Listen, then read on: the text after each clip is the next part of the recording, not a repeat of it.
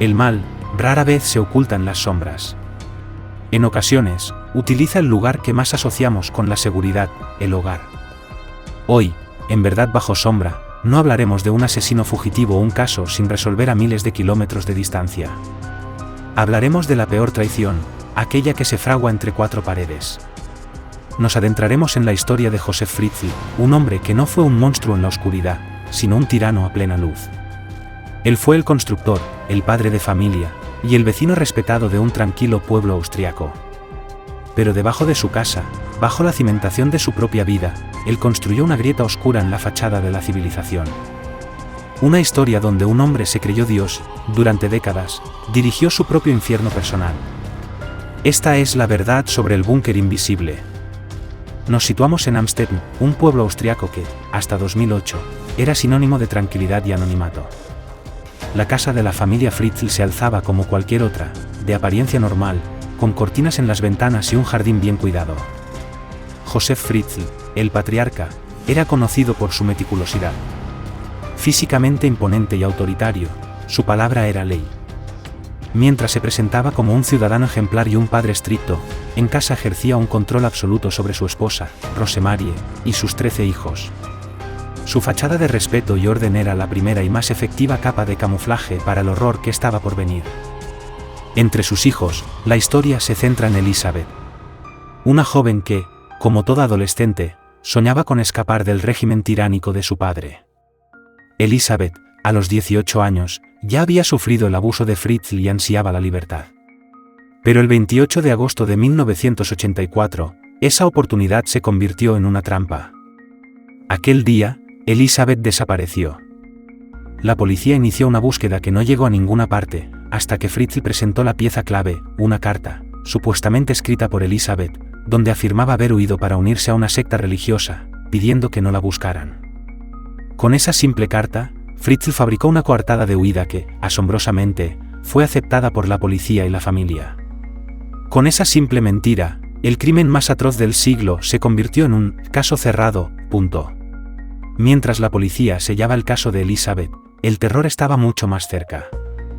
La noche de su desaparición, Fritzl la drogó y la arrastró a un lugar que había estado preparando durante años. Esto no fue un acto impulsivo, fue la culminación de un proyecto macabro y planificado. Fritzl, usando su profesión como electricista y su obsesión por la construcción, pasó la década de los 70 diseñando un búnker secreto bajo el sótano principal. Lo hizo en absoluto secreto, convenciendo a su esposa de que el sótano era solo un espacio de almacenamiento que solo él podía usar. Era un espacio de 60 metros cuadrados, totalmente insonorizado y oculto, que se convertiría en su prisión y su reino personal durante casi un cuarto de siglo. La entrada al búnker era una obra maestra de la ingeniería del engaño. No era una puerta visible, sino una losa de hormigón reforzado de 50 centímetros de grosor. Estaba oculta magistralmente detrás de un estante en el sótano principal. Para el mundo, el piso de la casa terminaba justo allí. Fritzl instaló un mecanismo hidráulico operado únicamente por un mando a distancia, cuya señal estaba encriptada para evitar cualquier detección. El compartimento era completamente hermético y estaba insonorizado con capas de acero y concreto para que los gritos o los ruidos fueran imposibles de escuchar. Su construcción fue tan meticulosa que el búnker habría sido casi imposible de encontrar. Para Elisabeth, ese diminuto espacio sellado definía la totalidad de su universo. Una vez que la losa de hormigón se cerró sobre Elisabeth, su vida se convirtió en una mazmorra sin ventilación ni luz solar. Su cautiverio se institucionalizó. Fritzl no solo ejerció un control físico, sino también un terror psicológico constante. Él le hizo creer que cualquier intento de fuga significaría su muerte, y que él culparía a su propia madre, Rosemarie, de su asesinato. El éxito del horror de Fritzl radicó en la monotonía de su rutina. Él estableció horarios estrictos para sus visitas, para el suministro limitado de comida y para el racionamiento de la electricidad. En esa horrible normalidad, el cautiverio se hizo invisible para el mundo exterior. El horror de Elisabeth se convirtió en una rutina de miedo y obediencia. El terror en el búnker se manifestó con el paso del tiempo. Elisabeth no solo estaba prisionera, fue obligada a dar a luz hasta 7 hijos en la oscuridad, sin asistencia médica. El sótano se transformó en un ciclo biológico perverso, donde el tirano era el padre, el abuelo y el carcelero. Pero Fritzl no podía permitirse tener a todos los niños en el búnker indefinidamente. Así, inventó una nueva capa de la mentira: 3 de los bebés serían sacados del búnker. Fingiría encontrarlos abandonados en el porche de su casa, con otra nota falsa de Elizabeth. De esta forma, Fritzl mantenía a sus hijos nietos en la superficie, a plena vista de su esposa Rosemarie, mientras la madre real y otros niños vivían bajo sus pies. Los niños que permanecieron en el sótano vivieron una realidad distorsionada, sin concepto de la luz del sol, las estaciones o el mundo exterior. Su universo eran 60 metros cuadrados de hormigón. Su único contacto con la realidad exterior era su abuelo y carcelero, Josef Fritzl. Fritzl les enseñó que la superficie era un lugar tóxico y peligroso, que la luz del sol los mataría. Él era su único protector. Esta manipulación garantizaba que, incluso si tuvieran una oportunidad, los niños no querrían escapar del único mundo que conocían. Su desarrollo fue profundamente afectado. No tenían acceso a educación formal, a atención médica adecuada, y su dieta era limitada. La falta de vitaminas y la exposición constante a la humedad y la oscuridad marcaron su crecimiento físico y mental. Su vida era una negación constante de lo humano. Lo más terrorífico es que, en su ingenuidad, los niños veían a su abuelo como una figura de autoridad absoluta, incluso como un salvador. Una crueldad psicológica que mantuvo el secreto por décadas. Pero, ¿cómo fue posible que el resto de la familia y los vecinos de Hampstead no sospecharan nada durante 24 años? La respuesta está en la maestría de Fritzl para crear una rutina de ceguera. Cada vez que Rosemarie, su esposa, preguntaba por Elizabeth, Fritzl le mostraba la última carta falsa, insistiéndole que su hija había elegido abandonar a su familia. Esta mentira se repitió durante más de 2 décadas, creando una barrera psicológica que le permitió no cuestionar la realidad. Ella, bajo el terror constante del régimen de Fritzl y la costumbre de no interrogarlo, simplemente dejó de preguntar. El crimen invisible se sostenía no solo con el hormigón y el acero, sino con el silencio impuesto sobre su propia esposa. Un silencio que la convirtió en una víctima indirecta del terror. El crimen imperfecto de Fritzl residía en la absurdidad de su coartada. En 3 ocasiones, Fritzl subió un recién nacido del sótano a la superficie, declarando que Elizabeth, desde su supuesta secta, los había dejado abandonados en el porche de la casa. El primer bebé, Lisa, fue encontrado en 1988. Fritzl presentó una nueva nota pidiendo a sus padres que cuidaran al niño. La policía investigó brevemente, pero la historia de la hija fugitiva con la secta era tan sólida que la aceptaron sin mayores preguntas. La coartada se repitió en 1993 y 1994. En total, 3 niños del búnker se integraron a la vida familiar en la superficie. El pueblo de Hampstead, y las autoridades, aceptaron la increíble historia de una hija rebelde que periódicamente abandonaba bebés en el umbral de sus padres. La gente simplemente no quería creer que algo tan horrendo pudiera estar sucediendo justo al lado. La pereza mental y la costumbre fueron el mejor escudo de Fritzl. El hogar de los Fritzl era, literalmente, una casa de 2 mundos. Arriba, 3 de los niños del búnker crecían a la luz del sol, iban a la escuela y eran presentados como los nietos adoptados, bajo el control de Josef y Rosemarie. Abajo, en la oscuridad, otros 4 niños vivían junto a su madre, sin haber visto jamás el cielo o un árbol. La situación creaba una división psicológica aterradora. Los niños del sótano sabían que tenían hermanos arriba, pero solo conocían la existencia de la superficie a través de las historias de su madre o los reportes manipulados de Fritzl.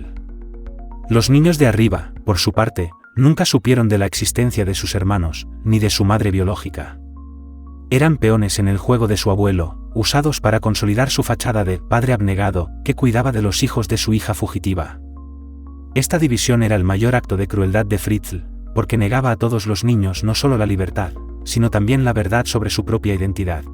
El búnker tenía apenas 60 metros cuadrados, un espacio diminuto dividido por paredes delgadas. Contaba con una cocina improvisada, una pequeña ducha y unos pocos camastros. Pero lo que no tenía era sanidad ni dignidad. La falta de ventilación era un tormento constante. El aire viciado, la humedad y el hedor a moho y desechos impregnaban el ambiente, afectando gravemente la salud de los niños y Elizabeth.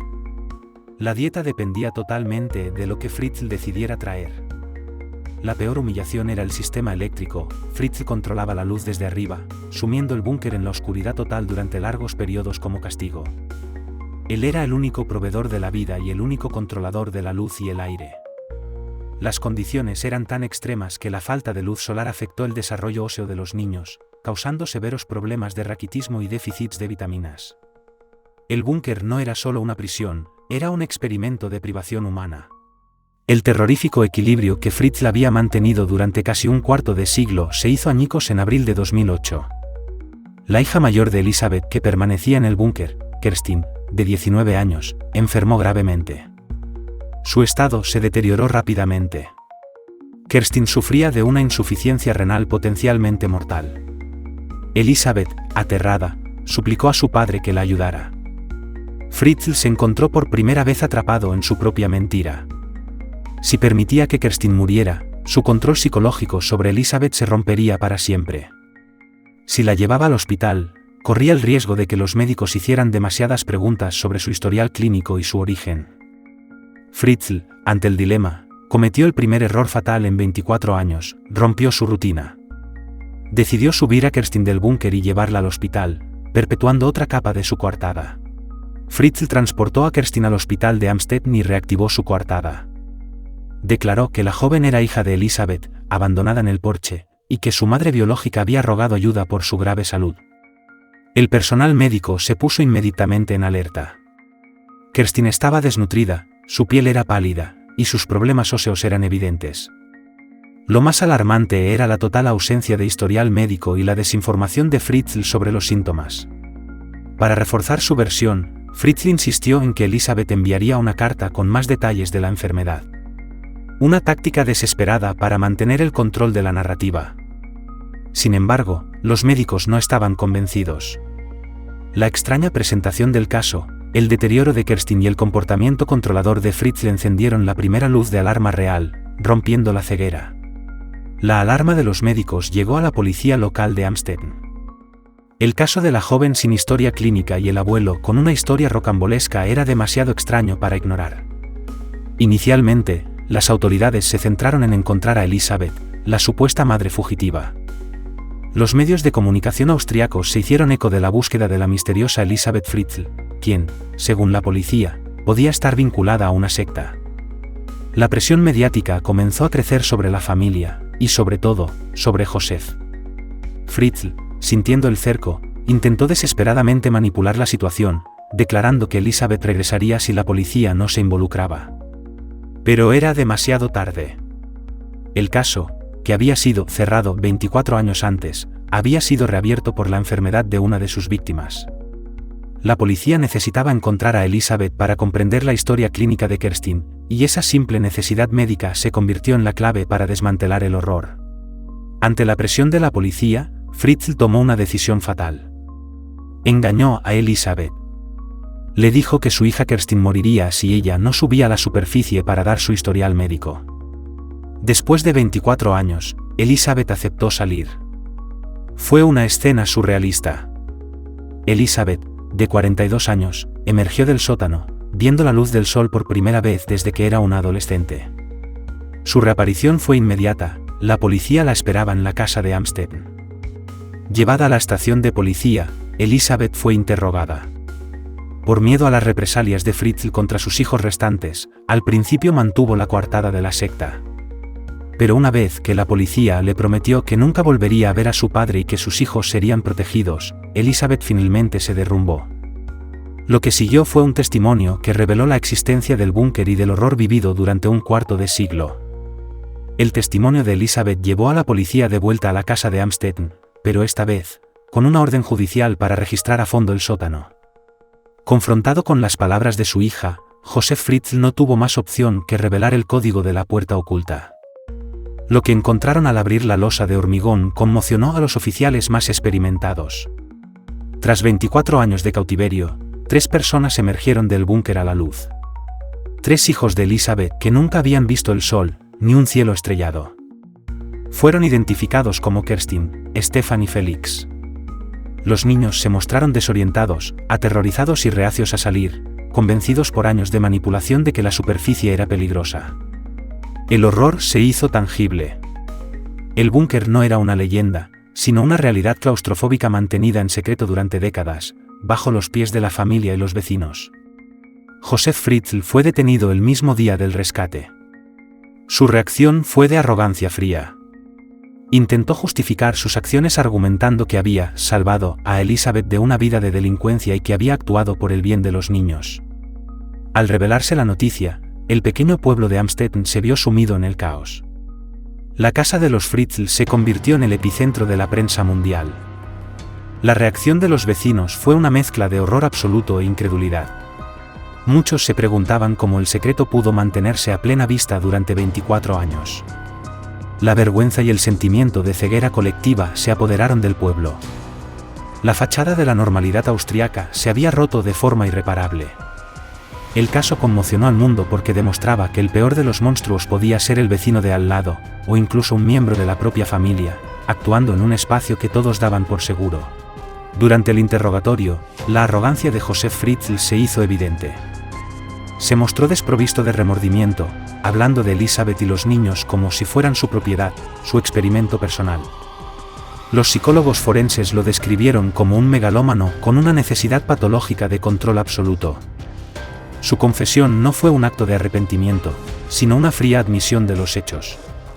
Admitió haber encarcelado a su hija y haber tenido hijos con ella. Su justificación se centró siempre en su derecho percibido a crear su propio mundo donde él era la única autoridad.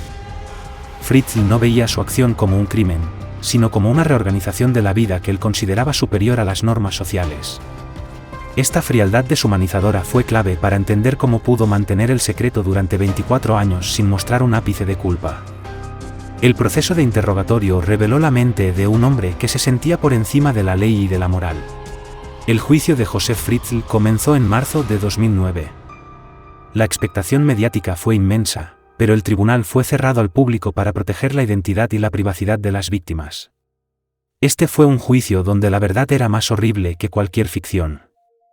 El momento más crítico fue la proyección del testimonio grabado de Elisabeth. Ella narró con voz fría y metódica el horror de 24 años. Su testimonio no fue solo la historia de un crimen, sino la prueba de la fortaleza de su espíritu. Fritzl, que había mantenido su actitud arrogante, se derrumbó durante el testimonio de Elisabeth. Al escuchar la fría descripción de su tiranía, se vio obligado a confrontar la magnitud de su maldad por primera vez. En ese momento, se declaró culpable de todos los cargos, incluyendo el de asesinato por la muerte de uno de los bebés que no recibió atención médica. Tras declararse culpable de todos los cargos, incluyendo esclavitud, incesto, violación y el asesinato por negligencia de uno de sus hijos, la sentencia fue dictada. Josef Fritzl fue condenado a cadena perpetua. Fue enviado a una prisión de alta seguridad para delincuentes mentales, un lugar acorde a la magnitud de su psicopatía. La sentencia envió un mensaje claro: la ley, aunque tardía, había prevalecido sobre la tiranía personal. El mundo suspiró de alivio, pero la sentencia no pudo borrar 24 años de oscuridad. El enfoque de la sociedad cambió entonces hacia la rehabilitación de las víctimas, la madre y sus hijos. La historia de Fritzl se convirtió en un sinónimo global del terror que puede esconderse detrás de la fachada de una vida normal. Un recordatorio macabro de la naturaleza destructiva de la megalomanía. La vida de Elisabeth y sus hijos no terminó con el rescate, allí comenzó una larga y compleja batalla por la recuperación. Fueron trasladados a una clínica psiquiátrica secreta, lejos de la prensa mundial, para iniciar un extenso proceso de terapia y readaptación. Los niños del sótano tuvieron que aprender desde cero las reglas del mundo exterior. Experimentar la luz del sol, la lluvia, los sonidos de la naturaleza, y conceptos básicos como la privacidad y el espacio abierto, fue un desafío. Tuvieron que aprender a vivir con sus hermanos de la superficie, quienes también necesitaban terapia para asimilar el horror de su propia identidad y la mentira de su abuelo. El trauma de Elisabeth era inmenso, pero su fuerza se centró en la protección de sus hijos. Ella logró algo que nadie creyó posible: sacar a sus hijos del infierno y darles una oportunidad de vida. El caso Fritzl obliga a preguntarse: ¿el crimen fue perfecto, o fuimos nosotros ciegos? La respuesta está en la ceguera colectiva. Nadie quería mirar detrás de la cortina de la normalidad de Amstetten. Fritzl no solo construyó un búnker, construyó una barrera psicológica basada en la desgana social de cuestionar una vida de apariencia respetable. Los vecinos vieron las obras del sótano, vieron los bebés que aparecían, y aún así eligieron aceptar la versión fácil de la hija fugitiva. El crimen imperfecto fue la misma rutina. El hecho de que la tragedia se desarrollara en la vida cotidiana hizo que las señales de alarma se convirtieran en ruido de fondo. La lección más sombría es que la maldad más profunda a menudo se esconde bajo la fachada de la obediencia y el orden, porque la sociedad está programada para confiar en la normalidad. Un aspecto crucial que el caso dejó fue el rol de Rosemarie Fritzl, la esposa de Joseph y madre de Elisabeth. Ella sostuvo durante el juicio que no sabía nada del búnker. Los hijos abandonados le parecían sospechosos, pero nunca cuestionó a su marido. La figura de Rosemarie representa el efecto devastador de la coacción psicológica. Ella vivía bajo el terror autoritario de Joseph. Cuestionarlo significaba enfrentarse a un hombre que la humillaba y controlaba cada aspecto de su vida. Los expertos sugirieron que Rosemarie desarrolló una forma de ceguera adquirida o negación, un mecanismo de defensa para sobrevivir a un matrimonio abusivo. Le resultó más fácil aceptar la mentira de la hija fugitiva que aceptar la inimaginable verdad que yacía bajo sus pies. Su silencio, impuesto por el miedo, fue un componente silencioso que permitió que el horror continuara. A pesar del horror que vivió, la historia no es solo sobre el mal de Joseph Fritzl, sino sobre la increíble resiliencia de Elisabeth. Durante 24 años, ella no solo sobrevivió, sino que protegió y educó a sus hijos en el diminuto espacio. Ella les enseñó a leer y escribir con los pocos materiales que tenía, y les transmitió conocimientos básicos del mundo exterior, a pesar de las prohibiciones de su padre. Ella fue, en esencia, la única luz y la única maestra en la oscuridad. Fue su coraje al suplicar ayuda por Kerstin, y su decisión final de hablar con la policía, lo que rompió el secreto. Elisabeth tomó una decisión arriesgada que le devolvió la libertad, no solo a ella, sino a sus hijos. Su historia se convirtió en un testamento de la capacidad del espíritu humano para aferrarse a la esperanza y la dignidad, incluso en las condiciones más inhumanas.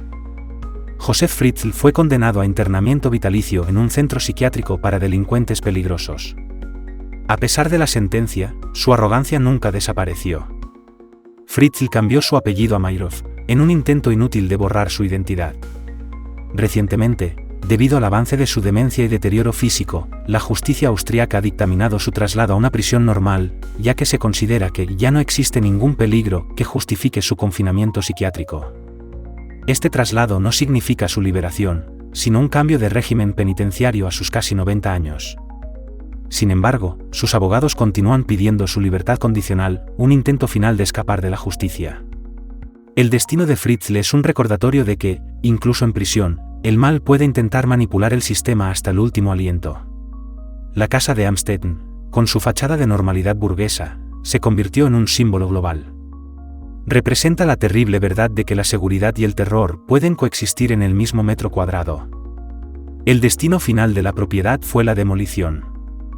El búnker, ese espacio de 24 años de tortura, fue rellenado y sellado con toneladas de hormigón antes de que la estructura fuera reducida a escombros. Fue un intento físico de la comunidad de sellar el horror. El vacío que dejó no es solo físico. Es un recordatorio constante de la fragilidad de nuestra confianza en la normalidad. La pregunta clave que nos deja este caso es, si el horror pudo estar oculto tan perfectamente bajo los pies de una familia, ¿qué otros secretos invisibles, qué otras verdades bajo sombra, acechan en las fachadas de nuestras propias vidas? El caso de Joseph Fritzl es un espejo incómodo para nuestra sociedad. Nos recuerda que las leyes y las instituciones son frágiles ante la voluntad de un individuo decidido a ignorar la moral. El verdadero mal no es siempre una fuerza externa y evidente, sino una traición íntima que explota la fe en la bondad. Este crimen invisible nos enseña a mirar más de cerca, a cuestionar la normalidad impuesta, y a reconocer las señales de alarma que la rutina nos enseña a ignorar. La justicia llegó gracias a la valentía de Elisabeth, que eligió romper el silencio. La historia de Elisabeth y sus hijos es un triunfo de la supervivencia, pero su precio es un dolor incalculable. Y con esto, cerramos el capítulo más oscuro de Amstetten. Si la profundidad de este análisis te ha impactado, esta es tu verdad bajo sombra. Gracias por ver el vídeo. Si quieres seguir explorando las grietas de la civilización y los misterios ocultos, te pido 3 cosas sencillas. Primero, suscríbete al canal y activa la campanita para no perderte la próxima verdad incómoda. Segundo, deja un comentario abajo diciéndome cuál fue el aspecto más aterrador de esta historia para ti. Tu opinión alimenta el debate. Tercero, comparte este vídeo. Nos vemos en el próximo vídeo.